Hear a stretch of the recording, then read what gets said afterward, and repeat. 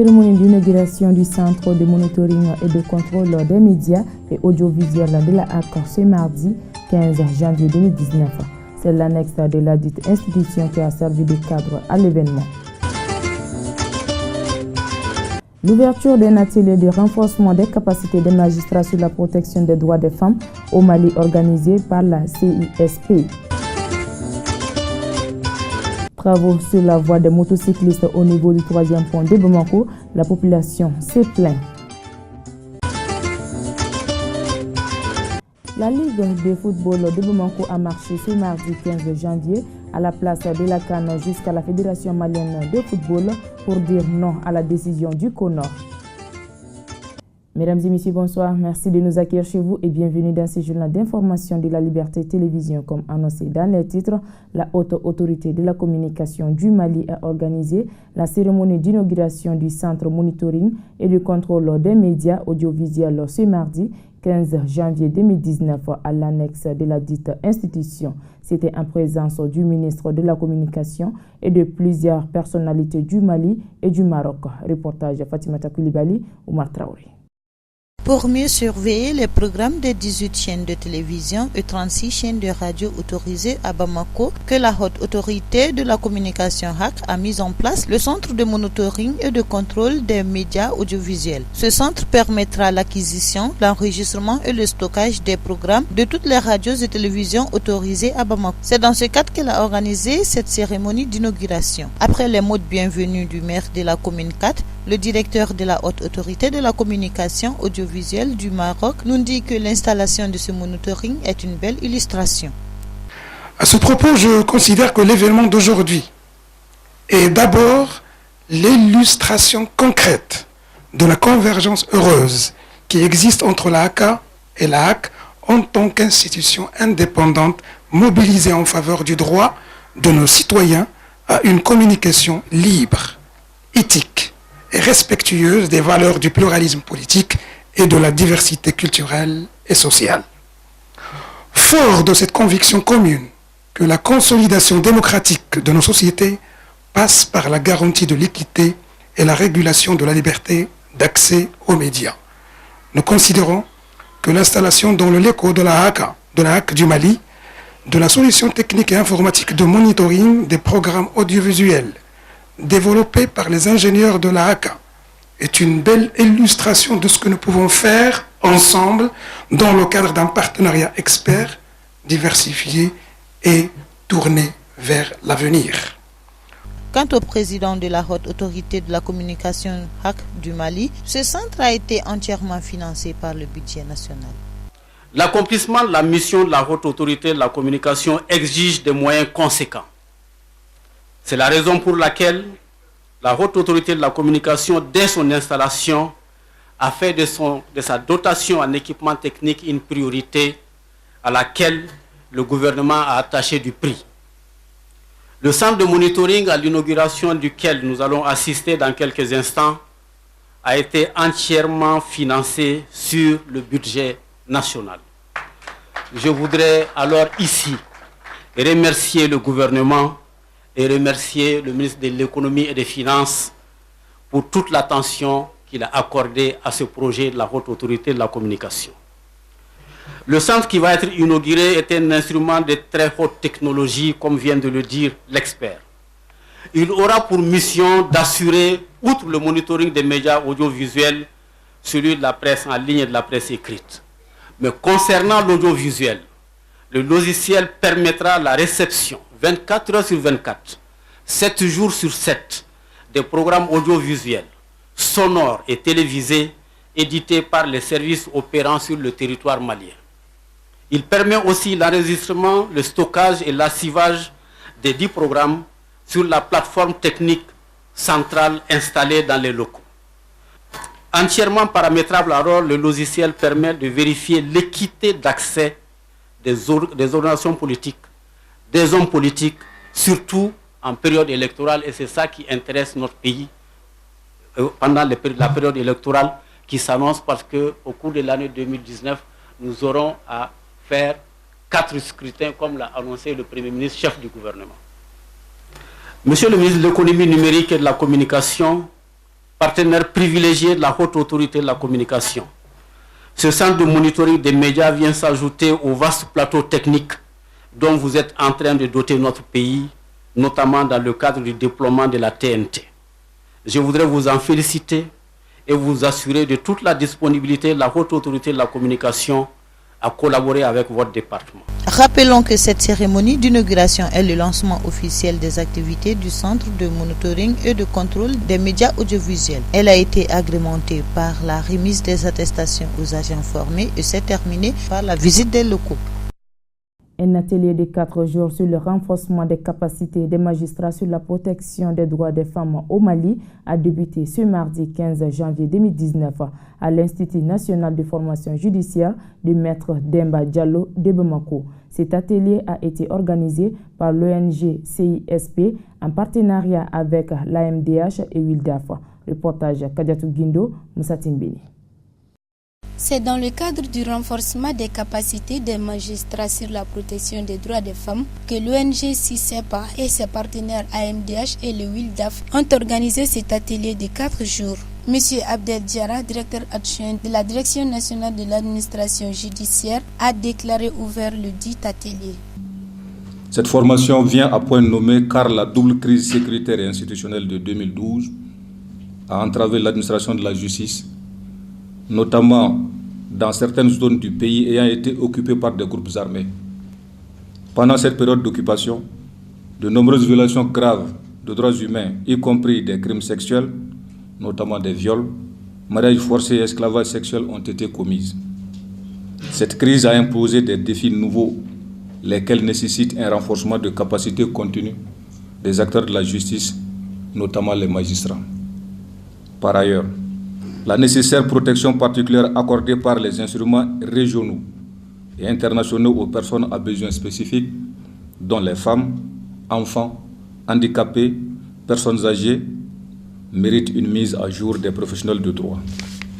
Mesdames, Messieurs, les autorités judiciaires et politiques ont conscience de ces enjeux et défis nouveaux et s'attellent à déployer des moyens nécessaires pour y faire face.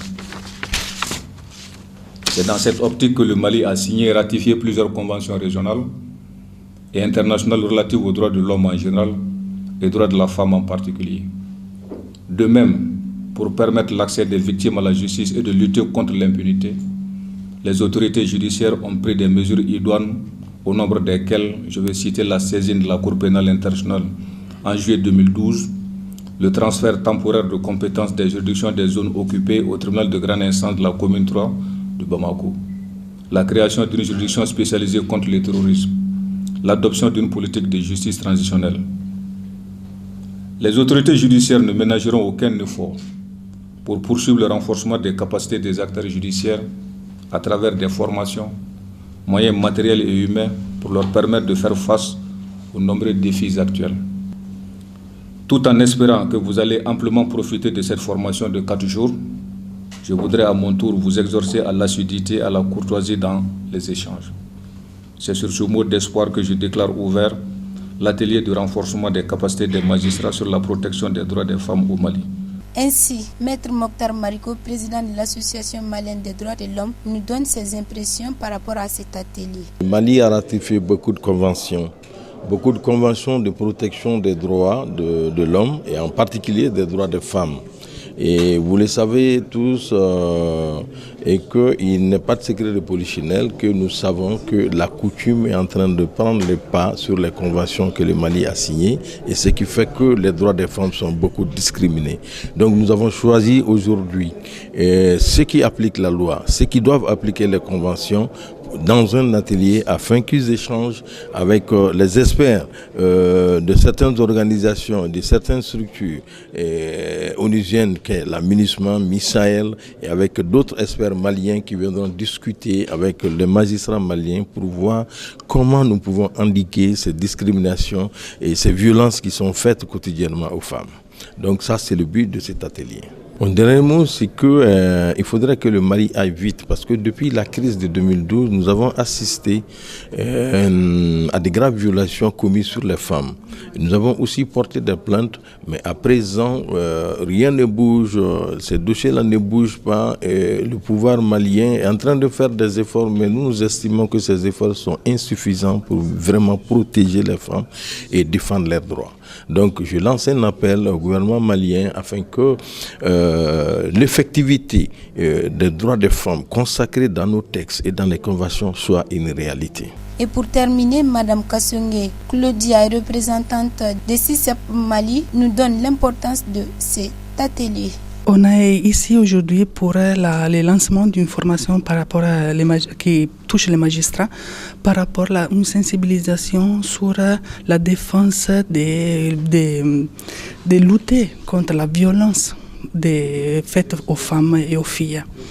Et on est ici pour un projet qui s'appelle Hawa, qui c'est un projet qui se développe ici au Mali et dans le même temps en Algérie.